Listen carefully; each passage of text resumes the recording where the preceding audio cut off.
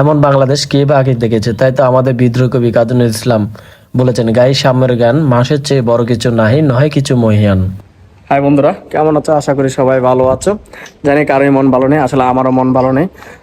বর্তমান দেশের যে অবস্থা, এই অবস্থা আসলে মন কারোই ভালো থাকার কথা না। বর্তমানে আমি আছি নরসিংদী জেলা, মনোহরদী উপজেলাতে। এদিকে মেঘাচ্ছন্ন আকাশ, খুবই খারাপ অবস্থা এদিকে। তবে এদিকে তেমন বন্যা নেই। আমার নিজ জেলা হলো কুমিল্লা।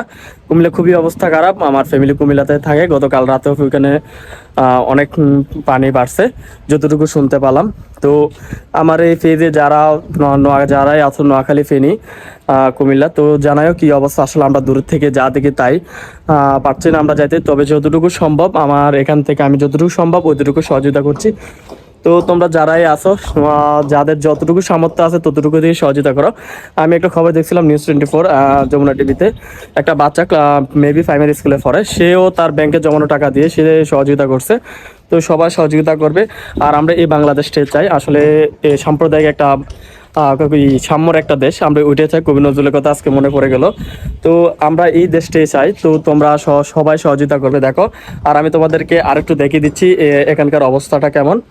তো এখানে সকাল থেকে মেঘাচ্ছন্ন আকাশ আর অনেক বৃষ্টি হচ্ছে।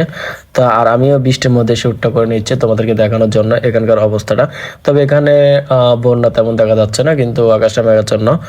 তো একটা আমাদের এখন দেশের যে অবস্থা, এই অবস্থায় যেভাবে দেশের মানুষ এগিয়ে যাচ্ছে, আসলে এটা এমন বাংলাদেশে আর কি কবে দেখেছে আমি জানি না।